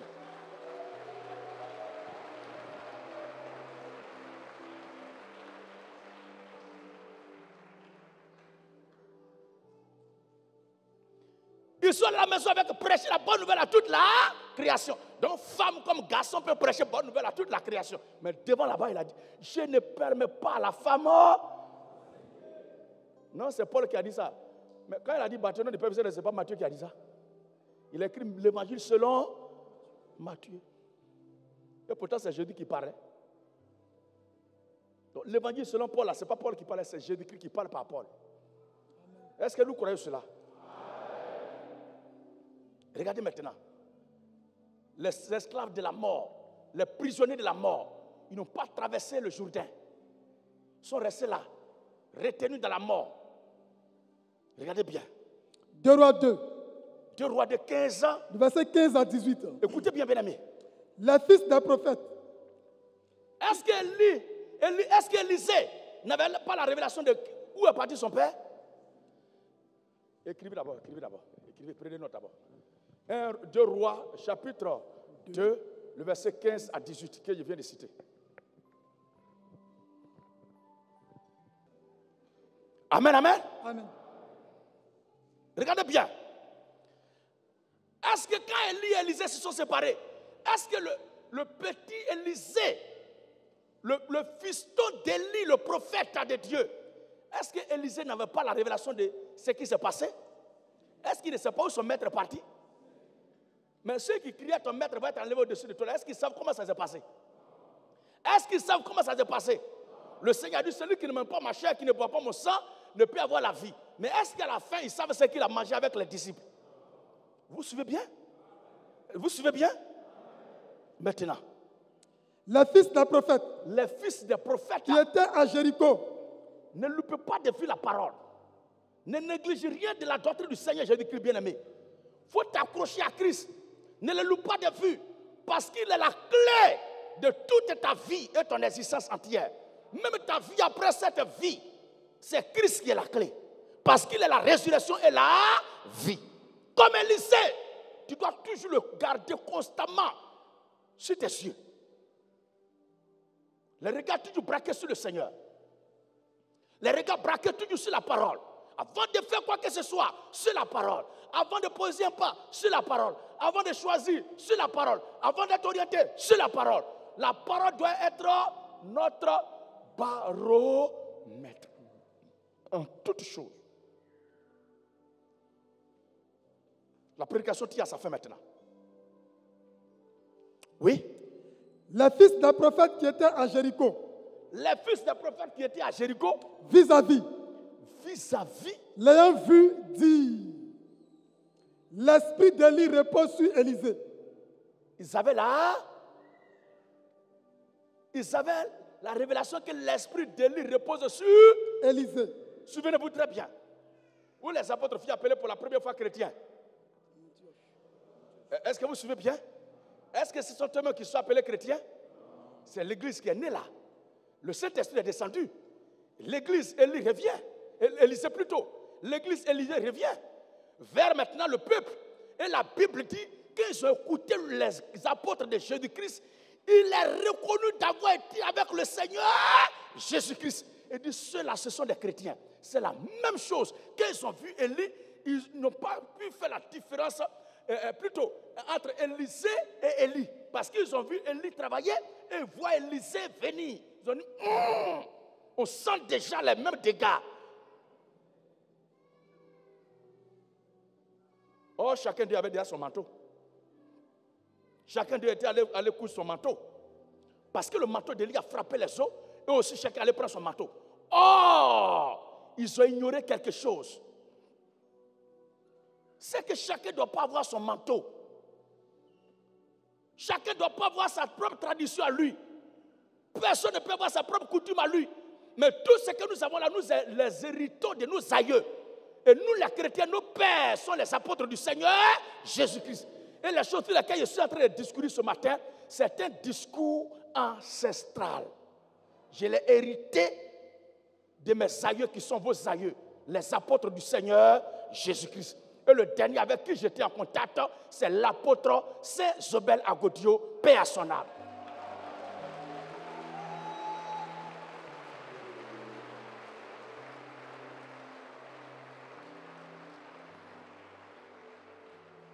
Et cette même tradition, cette même coutume, cette même doctrine, cette même éducation vous est transmise ce matin. Et vous devez la pérenniser. Vous devez la garder jusqu'à votre dernier souffle. Ce ne sont pas des choses à prendre à la légère, mais ça doit être gardé jalousement dans votre cœur. Comme Élisée prenait à cœur le problème d'Élie, vous devez apprendre à cœur. Vous devez prendre à cœur ce que vous entendez ce matin. Et c'est la démarche de l'Église tout entière depuis sa naissance jusqu'à aujourd'hui. Et c'est ça qui nous fait tenir. Notre famille, notre maison, notre mère tient parce qu'elle ne s'éloigne point du Seigneur Jésus-Christ. Comme Élisée qui ne s'éloignait jamais d'Élie. Vous aussi, nous aussi, nous n'avons pas intérêt à nous détacher de lui. On doit toujours le suivre. On doit l'avoir toujours constamment sur les yeux. La Bible dit. Et le fils d'un prophète dit. Assurément. L'esprit d'Élie est sur Élisée. Et ils allèrent à sa rencontre. Ils allaient à sa rencontre. Et se prosternèrent contre terre devant lui. Amen, amen. Amen, amen. C'est la conclusion maintenant. Quand Élie a appelé Élisée, qui allait vers qui? Lors de la rencontre. Encore? Donc c'est Élie qui allait vers Élisée pour jeter son manteau sur lui, c'est pas ça? Mais regardez ici les faux, les gens qui n'ont pas le ministère, les gens qui s'autoproclament, les gens qui se font recruter, les gens qui composent, les gens qui se vont s'inscrire pour devenir hommes de Dieu. Ils se sont levés eux-mêmes pour venir se livrer. Et ils allèrent à sa rencontre. Ils viennent se mettre au service d'Élisée volontairement. Mais regardez leur premier pas, qui montre que le comportement, la vision de l'être humain, le choix de l'humain, l'orientation de l'homme est toujours opposé à celle de Dieu. Parce que si c'est Dieu qui t'envoie, il t'accorde la révélation de ce que tu dois faire pour lui. Mais quand ce n'est pas Dieu, toi-même tu fais un effort. Parce que tu as force aussi, tu es créé. Moi aussi, je suis un homme de Dieu. Quand je parle, je chante la gloire de Dieu. Et puis il tord sa bouche. Je chante la gloire de Dieu sur ma vie. Et cette gloire de Dieu, je la déclare sur vos vies ce matin. Alors chacun n'est qu'à venir semer. Prenez maintenant ma cheville qui est là. Et chez vous, et venez semer. Venez semer. Venez prendre chaque prochaine de ma main. C'est 50 000 euros. C'est rien. C'est 10 000 euros. C'est rien. Bâtard. Abat les prophètes Anaker. Abat les prophètes escrocs. Abat les prophètes de Baal. Abat les prophètes escrocs. Abat les prophètes de Maman. Abat les faux prophètes. Et la gloire. Maranatha. Maranatha. Vive la révolution de la mort. On va terminer la prédication. On va terminer.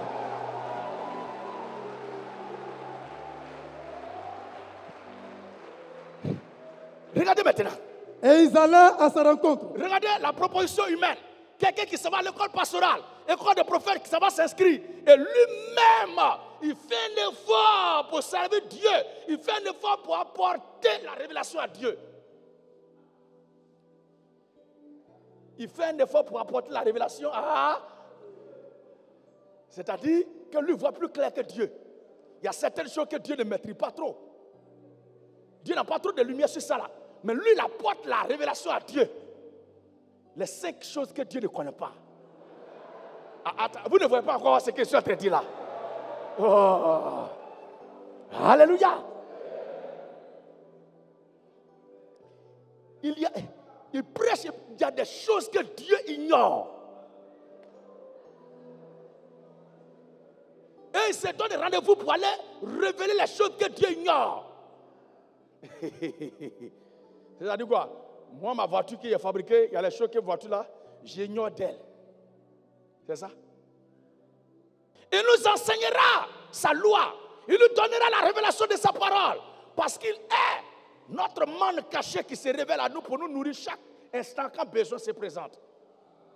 Et cela s'apportera chaque jour quand il descendra au milieu de son peuple. C'est lui qui agitera certainement cette eau de la parole pour que nous soyons bien nourris. Est-ce que les saints, les actes de Dieu comprennent? On termine la prédication. Et ils allaient à sa rencontre. Ils allaient à sa rencontre. Et se prosternaient contre terre devant lui. Ils se prosternaient contre terre devant lui. Il lui dit, regardez. Voici. Bon. Entre vous et lui, là, qui doit parler, qui doit enseigner? Ils sont pressés à parler. Ils sont pressés à avoir révélation. Dès qu'ils voient un ministère placé par Dieu aller bien, ils regardent en même temps que c'est propre. Ils viennent en même temps. Et qui vient, c'est en même temps. L'homme de Dieu, il essaie un appel de Dieu sur ma vie. Tais-toi, bâtard. Voici ces gens-là. Ils commencent à faire des propositions à l'homme de Dieu. Je salue mon frère Julien au passage. Sois béni depuis ta position. Aigle haut perché dans les airs là-bas.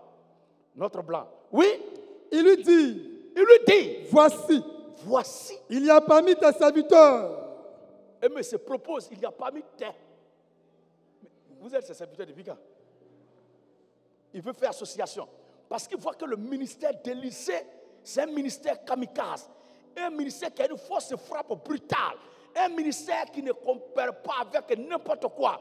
Un ministère éprouvé. Un ministère qui a souffert. Un ministère qui a traversé les difficultés. Et qui est maintenant manifesté, glorifié par Dieu. Quand il était en train de souffrir aux côtés d'Élysée, plutôt, il était en train de souffrir aux côtés d'Élie. Il subissait tout. Il pleurait. Il ne dormait pas la nuit, il ne mangeait pas. Il marchait même pour aller parler. Il suivait partout Élie où Élie l'envoyait. Et il ne voyait pas tout ça là. Quand il partait en prison, quand il était méprisé, quand il était rejeté, quand il était traité de tous les noms, il ne voyait pas tout cela. Mais c'est le jour de sa glorification, de son retour du Jourdain, qu'il voit maintenant une démonstration spectaculaire sur les yeux.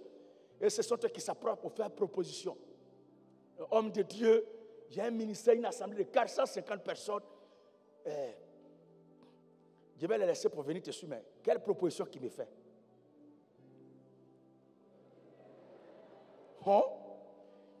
Tu me fais quelle proposition? Et Joshua lui a dit, moi-même là, que tu vois, il était un faux pasteur comme toi. Il y a tout laissé aujourd'hui pour suivre la voie du Seigneur. Il dit, tu m'attaques pourquoi? D'ailleurs, il ne me fait plus baptiser, il m'a fait. Et c'est comme ça qu'il est parti. Et nous lui disons, bon vent. Parce que nous ne pouvons pas collaborer avec n'importe quoi. Un jour, on parlera sur ces 50 là. Mais on va lire la dernière partie qui les concerne et on va mettre fin à la prédication. Parce que les affaires ouvrent une autre partie, un autre chapitre. Mais on ne peut pas faire prédication dans la prédication. Un jour, nous parlerons du mystère des 50 fils des prophètes. Toute la démarche n'a qu'être désolation, confusion, chaos et la mort étaient attachés à eux. Gloire soit rendue à Dieu de ce que Élisée était toujours là. Parce que c'est lui qui apportait toujours la révélation. Je sens que je décolle de la terre d'une façon là. Mais je fais un effort pour ne pas me couler. C'est fort. De toute façon, je suis arrêté là, mais vous ne me voyez pas. Regardez bien, frère. Et il lui dit, voici, il y a parmi tes serviteurs 50 hommes. Il y a parmi tes serviteurs 50 hommes. Vaillants. Veux-tu qu'ils aillent chercher ton maître? Oh, Dieu ne choisit pas les gens vaillants.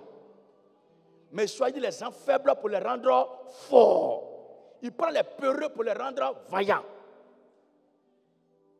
Jésus était d'une famille quelconque. Un petit bizarre comme ça. Lui-même, il ne sait pas. Et puis Dieu lui dit, prends courage, vaillant héros. Car Dieu est avec toi. Il dit, il faut arrêter ça. Il faut arrêter ça. Quel Dieu qui est avec moi? Le Dieu qui a fait sortir le peuple de l'Égypte. Donc moi, il y a lui qui a ouvert la mer. Il a tué Pharaon. Il a frappé les 7 nations sur la route là. Qui a fait tomber le feu. Qui a ouvert la terre pour avaler les gars là. C'est lui qui est avec moi. Et puis ma famille est esclave, on souffre ici là.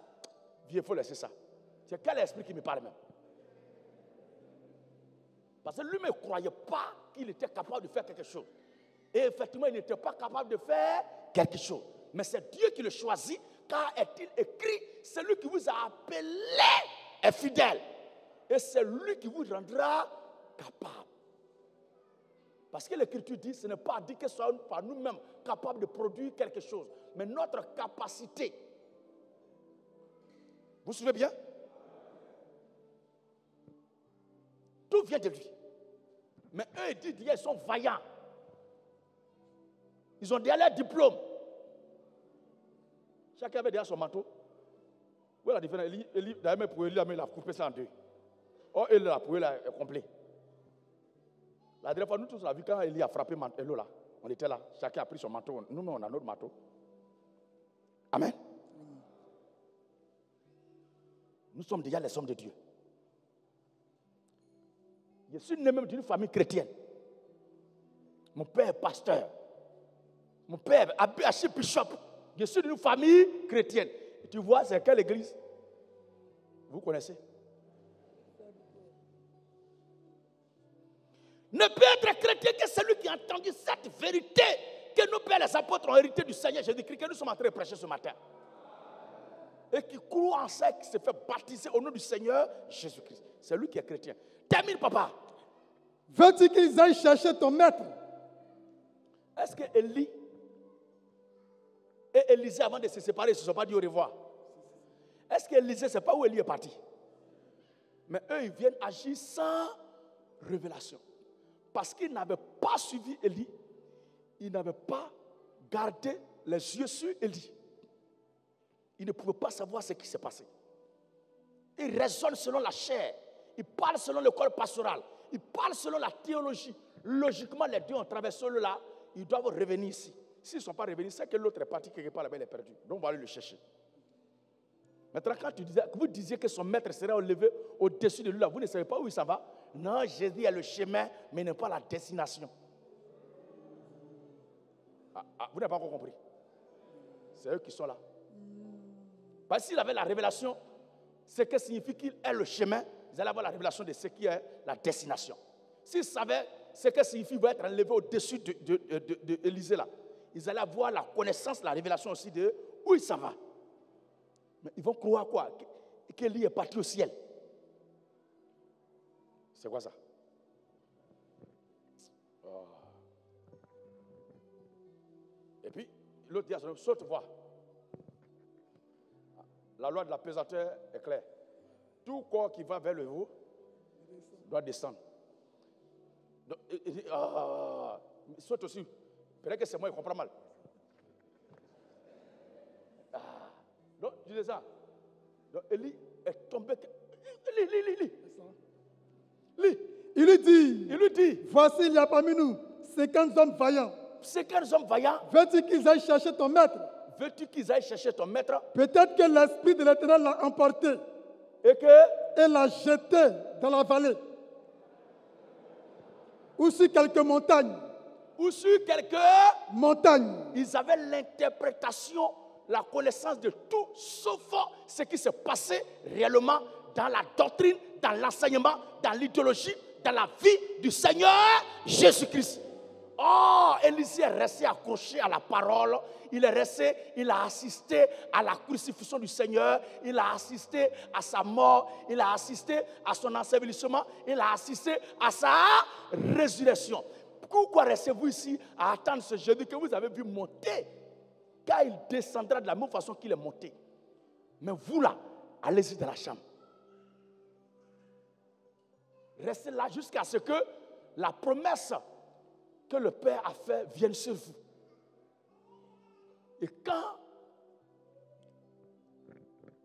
l'onction qui était dans le manteau, qui constituait la force du ministère d'Élie, qui accompagnait Élie, est revenu doublement sur Élisée. Cette fois-ci, on ne prend plus l'habit physique, c'est resté dans la main des fils des prophètes, c'est resté dans la main des faux prophètes, c'est resté dans la main des religieux. Maintenant, le Christ, qui est l'onction qui agitait Élie, qui agitait le manteau d'Élie, qui opéra par le manteau d'Élie, ce Christ-là, il revient lui-même sous la forme du baptême du Saint-Esprit sur le corps de l'Église. Et c'est cette onction semblable à celle qui était dans le manteau d'Élie, qui opérait avec Élie, qui accompagnait Élisée dans son ministère. C'est cette même onction qui est descendue au jour de la Pentecôte sur les apôtres, sur le corps de l'Église. Et c'est cette onction qui continue d'opérer jusqu'à cette heure. Et c'est par cette onction que je viens de vous parler sur ces quelques éléments de la doctrine concernant le Seigneur Jésus-Christ.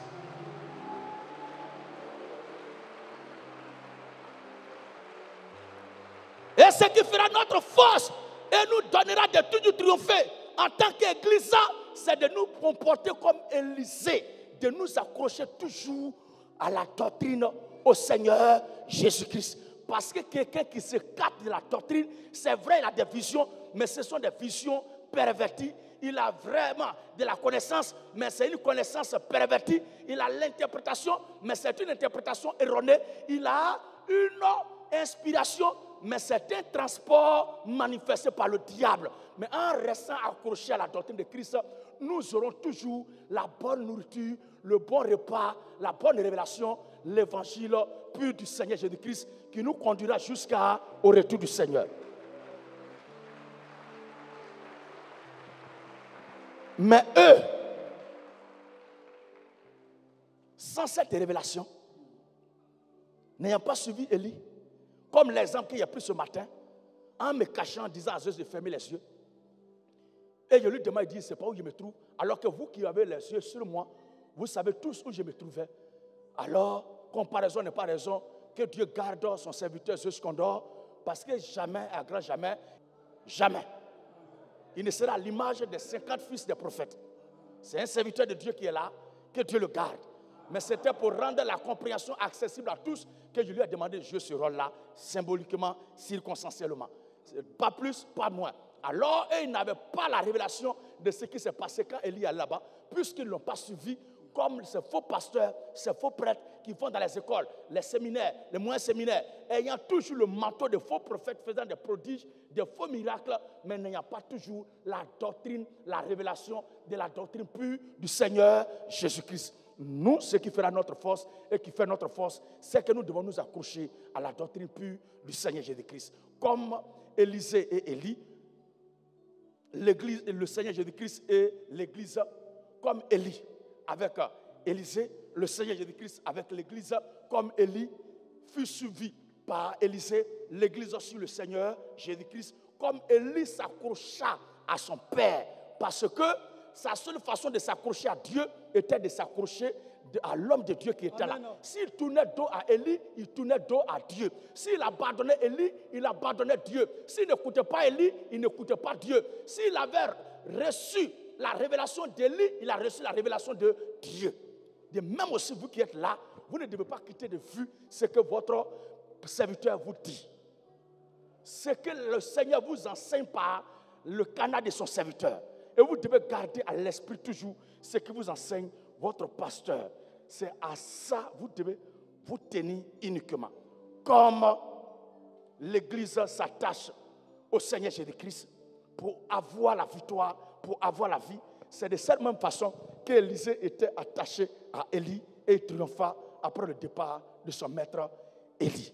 Ainsi, l'Église triomphera, l'Église marchera dans la victoire, l'Église marchera dans le succès, l'Église fera les exploits aussi longtemps qu'elle sera accrochée à la doctrine du Seigneur Jésus-Christ. Mais une Église qui se détourne de la doctrine de Christ est une Église qui est morte, sans révélation, qui ne sait pas ce qu'elle fait, comme ces 50 fils des prophètes. C'était là ce que je voulais vous dire ce matin, par la grâce du Seigneur.